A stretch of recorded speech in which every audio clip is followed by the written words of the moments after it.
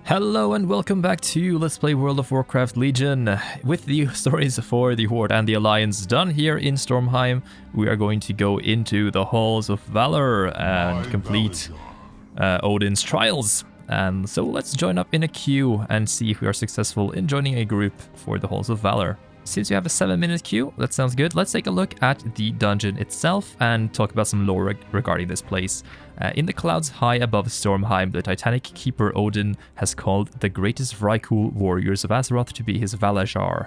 Amidst feasting halls and hunting grounds, these ascended Vrykul test themselves and prepare for the greatest war that is to come. Or the great war that is to come. Adventurers must pass through these halls and prove their worth if they hope to stand before Odin and claim the Aegis of Aggrammar. The dungeon itself has some of my favorite boss fights in the current dungeons of Legion. So we have Himdall, Hirja, or Herja, I call her Hirja, Fenrir, God King Skovald, and Odin himself. Himdall, clad in gleaming armor, golden armor with an imposing frame that looks to have been chiseled from granite, Himdall remains ever vigilant at the gates of the Halls of Valor, tasked by Odin to keep the unworthy from entering the halls with deadly storm drakes circling nearby, ready to heed the call of his horn. He will never falter in his charge. Himdall is also a follower for the warrior, by the way. Persia. In life, Persia was a warrior without equal, defending the Valkyra from all threats. Her valor and courage drew the attention of Aegir, a Titan Watcher. Upon her death and ascension to the Halls of Valor, Aegir has awarded Herja with her greatest honor, transformation into a Valkyr. Oh, seems like we're gonna enter the dungeon now. Long have I awaited noble champions to enter my realm. Behold, the Halls of Valor. This place will test your mettle.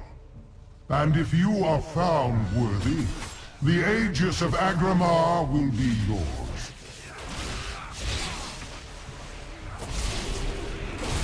So while we enter this place, I'm going to talk while we're doing the trash. So, the Halls of Valor, as you can see, looks stunning. It's one of the better looking dungeons in the game as of right now, in my opinion. We have a couple of more bosses here. We're going to take care of Fenrir. In the fields of the Eternal Hunt, the greatest Vrykul champions keep their skills sharp, competing to see who can fell the largest beast, but man and beast alike give a wide berth to the fearsome warg Fenrir, true master of the fields, who stalks his prey and pounces with unnerving quickness. We also have God King Skovald, who we know. Gul'dan approached the Vrykul King Skovald with a simple proposition. He could join the Legion and receive ultimate power, or he could see his people destroyed. Dreaming of conquest and glory, Skovald has taken up the Legion's offer and has been set to a single crucial task. He must claim the Aegis of Aggrammar from Odin in the Halls of Valor and deliver it to Gul'dan. Only then can his endless conquest begin. So that's why Skovald is here, and we'll see more to him. And lastly, we have Odin himself. The Titan Keeper was empowered by the Titan Pantheon. That's Aggrammar amongst them. Sargeras with the Pantheon. Lots of these guys. We have Norganon and Aesia. No, Aesia is not a Pantheon. Can't really name all these guys off the top of my head, but a lot of these guys were the Titans as we know them. In the aftermath, he raised the halls. He was set to lead the Titan-forged armies against the Old Gods. In the aftermath, he raised the Halls of Valor into the skies, assembling a force of the greatest Vrykul champions to defend Azeroth. But when Ulduar fell into the clutches of Yogg-Saron, he was betrayed by Loken and cursed by Helya, now trapped within these halls for eternity. So now we're fighting against Himdall already. You can see his huge horn on his back. It is a horn he uses to call in these storm drakes, and ridden by the Drekkajar, I believe. And they will leave like a trail of lightning in these paths, as you can see, between the pillars. And also he throws these blades into the area, which will deal AoE damage if you stand inside them.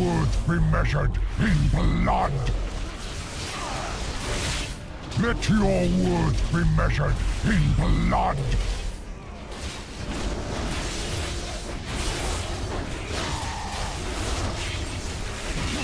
A battle well fought. The path forward is open.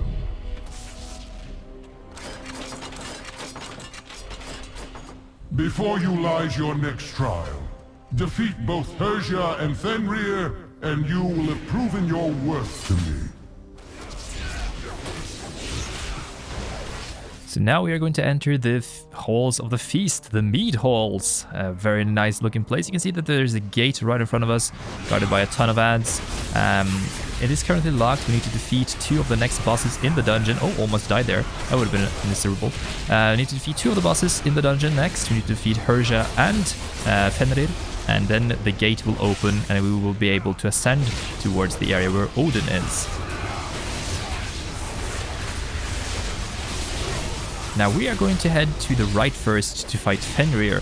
I would actually recommend that you go to the left first to fight Persia, because you will get a movement bonus, movement buff when you defeat both of these, and you can return here quicker. And since the path to Fenrir is a bit longer than the path to Persia, the movement buff will be better utilized as that way. So you should defeat Persia first, in my opinion, but that's just me. You can do whatever you want.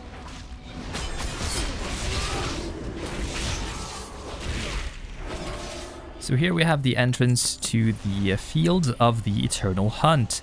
This is probably my favorite place visually in the dungeon. We get this huge flare flowing up towards a screen, and we are here in this amazing looking place. And you can see the huge Fenrir mountains. stalks these grounds. It will take cunning and guile to slay this beast. A perfect test of your worthiness. So here you can see there are tons of beasts. You can see the mountains in the distance. It looks beautiful.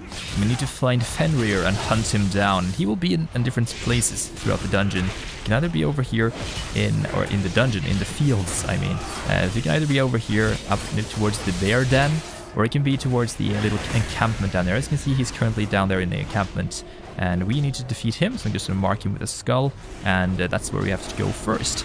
We have to fight him first, take him down to 50% at the current location he's at, and then you need to defeat him further down in his den.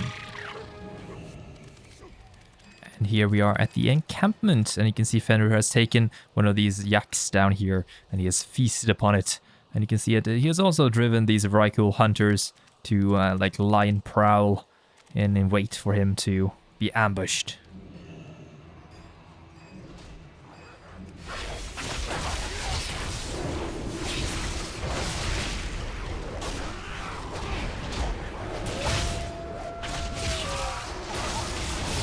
Now Fenrir himself will do this in a nerving howl, which will silence people that continue casting, and also target people like this and charge towards them. So you want to make sure you spread out a bit so he doesn't cleave everyone together. And he also will charge toward a certain target and follow them around, so you need to run away from the big bad wolf. Very similar to one of the bosses in Karazhan back in the old days in the opera event.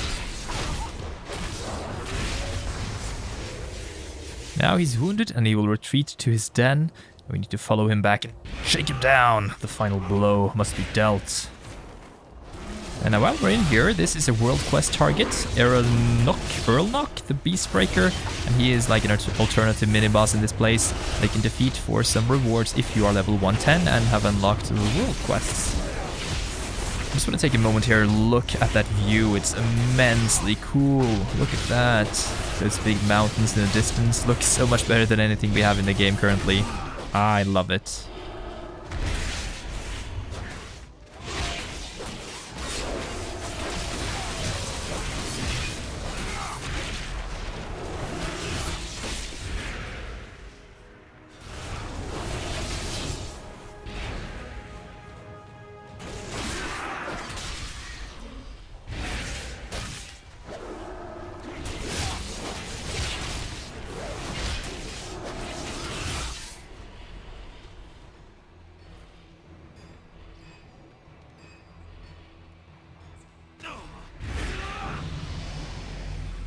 And there we go, the boss is down, and we gained level 107. Good job, guys. We are now 107, closer to the final goal pretty soon. So now we're gonna make our way back to the halls, or the Hearth of Revelry as it's called, the Mead Hall, and we are going to deal with the next boss, Persia. Through great deeds of courage and valor, Persia has earned this most sacred of rights. She shall ascend as one of my chosen Valkyr, and her name shall echo in these gilded halls for all eternity. Are you nervous, Persia? It is understandable if... I am not nervous, only excited. All my life has led to this one glorious moment. Spoken like a true Valkyr. Mortal intruders approach. I witnessed their deeds in Stormheim. Their kind has no true honor, no true virtue. I will purge them from these sacred halls myself. The ritual is not yet complete.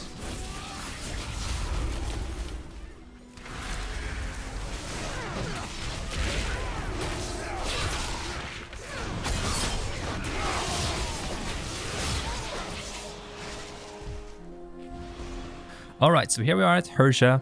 You can see Aegir is over there. Remember her from the last episode. Now we will fight with Olmir the Enlightened, which is one of her companions here. And oh my god, they pull Solstin as well. This is not going to go too well.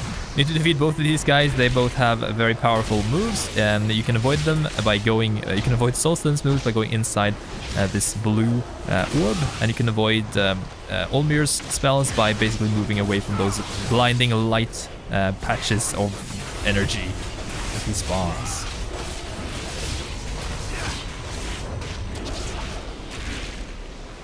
The light shines eternal in you, Persia.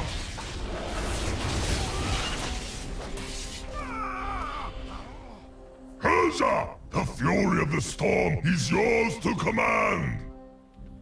I will not fail you, Aegir! Now to defeat Persia, you should ideally tank her further towards one of them at a time. They will buff her up the closer they are, or the one she's closest to will give her buffs. If she's kept in the middle, she will get buffs from both of them, and you can move her from side to side to basically remove the buffs after some time. So apparently this is not what we're currently doing, so we're gonna just ham it and try to burst her down, which I guess works in normal mode. She will also basically benefit from both of their spells when she has both of the beams going towards her. Ideally, you want to avoid all the attacks by going into either this Eye of the Storm area that she will use. You go into the this orb created by Olmstein, as we saw in the previous fight, and also avoid the regular light attacks by just moving away from them. Begone from these hallowed halls! I am sorry, Aegir. I have failed you. You have earned my blessing, champions. I look forward to meeting you within the Hall of Glory. As you can see, we have gained Odin's blessing up here, grants access to the Halls of Glory and increasing our movement speed by 150%. So it's a really nice movement speed bonus. We have to move across this amazing here, the Path of Glory. It looks so cool. Just hang on a second and we'll see this. One thing that you should know, by the way, is that Persia said something kind of strange to us. Or I guess that wasn't Persia really, it was Aegir said that these mortals are not to be trusted. They have no honor. And that's kind of strange since we're actually playing an alliance right now, and the alliance didn't do anything to, I guess, dishonor Aegir. So maybe that's an oversight. I could see it would work for the Horde, but not for the alliance. This is so cool. This is the ephemeral way. Oh, look at this. You can see both the areas we come from. You can see glorious light. You can fall off here, by the way, if you move to the sides. You can move to the sides with the mouse button, which is really cool. This is the Hall of Glory.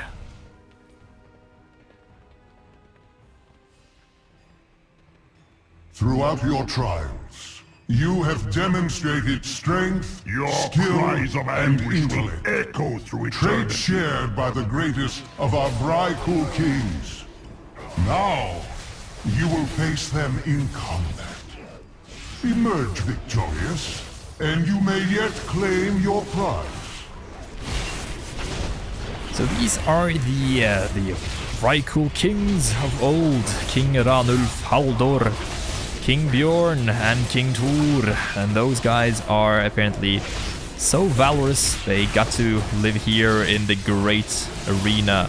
You see, there are a lot of people here watching us. A lot of these Valajar in stands. The abyss. Oh, I embrace the abyss. I That will doesn't take sound too joy good. in crushing you. So you need to fight first of all 2 of these guys at a time, or 1 at a time, and then the last 2 will have to fight together. And they'll buff each other, so the one you take first will be the easiest, and then they'll get successively harder. Not that hard though, to be honest. Interestingly enough, in Utgard Pinnacle, one of the dungeons in Wrath of the Lich King, these guys were being like worshipped by King Ymeron, the boss of Utgard Pinnacle, which is kind of cool, a throwback, which is, I guess, a really nice detail to add in here for the Halls of Valor. You have bested me. To the victor go the spoils. The Aegis of Aggrammar is yours for the taking.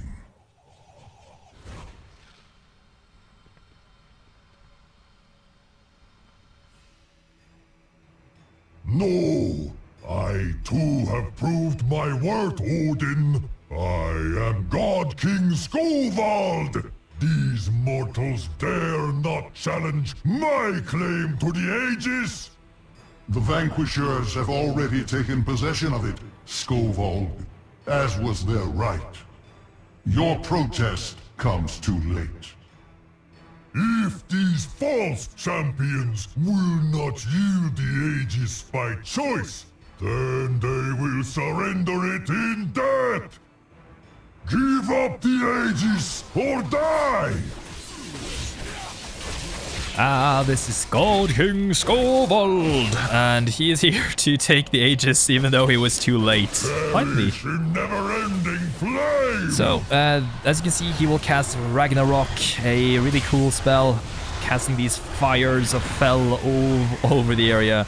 And as you see, our tank currently holds the Aegis of Aggrammar. He has to pull it up, and ideally the tank should use this one. Now the healer picked it up, I think. Oh no, he picked it up. So, Skovald will also pick up the Aegis, and you have to move behind behind him, and attack him from behind to get any attacks in, because he's blocking them with the shield.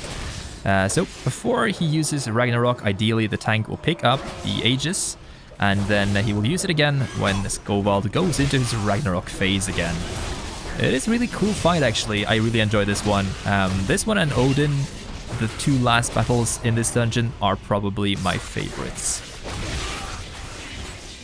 Ha! The Aegis goes to its rightful owner! All my plans brought to ruin. Most impressive. I never thought I would meet anyone who could match the Valajar's strength. And yet here you stand. There is one final trial that awaits. Me. Should you triumph, I will carve your names in these sacred halls myself, and grant you a reward worthy of your valor. This is Odin, and we're gonna fight him. We're gonna talk to him and start the fight. Tell me of your battle. How are you ready to face me? I'm gonna let the tank do that, just for safety's sake.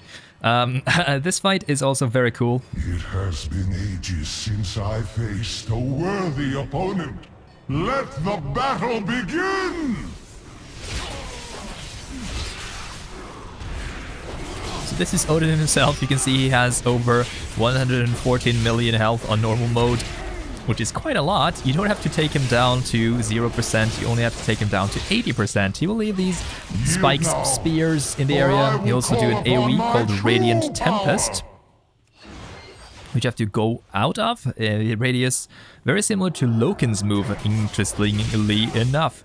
He's also leaving behind these spears. He will eventually shatter them, and that will deal some AoE damage if you are inside the radius of the spears, as you can see there. An agile mind is as deadly as the sharpest blade.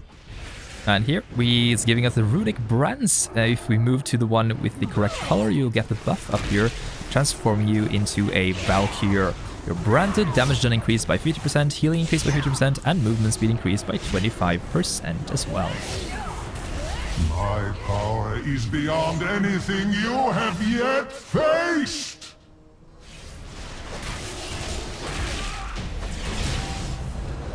Enough! I yield.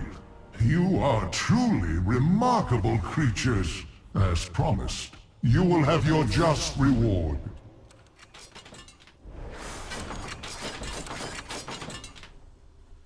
Ooh, we got a new helmet, the Glory Seeker helm. Look at this one. Kind of cool. Like a shroud of sorts.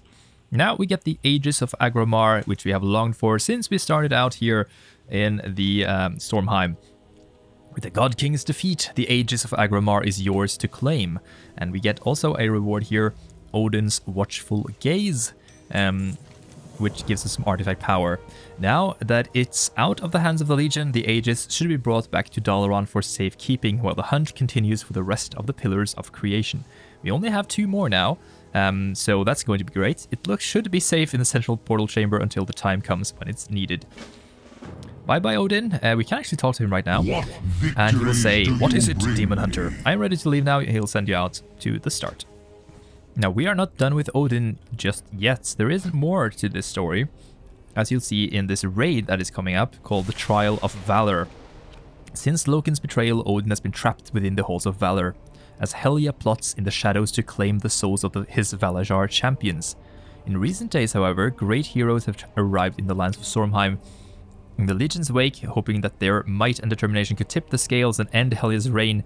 Odin summoned these champions for a final test. So this is not our final test, actually. We're also going to have to go through the Trials of Valor. But that's a raid, we'll have to do that later on. Now Odin is going to be happy. We are done in Stormheim. Let's return to Dalaran and deliver the creation, the Pillar of Creation, I guess. Not deliver the creation. What am I saying here? The Aegis of Aggrammar is secure within the well-defended city of Dalaran. Your quest to drive back the Legion is one step closer to fruition. It is good to see the Aegis of Aggrammar safe from the likes of Skolvall and his fell allies. You have a monumental task ahead of you, hero. No doubt the Skalds will sing the verses of your glory for ages to come. Go forth, champion, and show this burning legion the fury of the Valajar! That sounds like sound advice, Mr. Odin. We get the quest Scouring What Remains. Looking around the chamber, you know you are well on your way to gathering all of the Pillars of Creation. But your work is not yet complete. Your order has continued to scour the isles below for anything that might be useful. Best to check in with them before embarking once more. And in the next episode, we're going to do just that. We have 1 zone left before we reach 110, and then we have Suramar as a final area to go to. So next time, we're going to head off to Valshara. But first, we're going to head back to the Fellhammer. I'll see you guys then, and thank you for watching. Bye-bye until next time.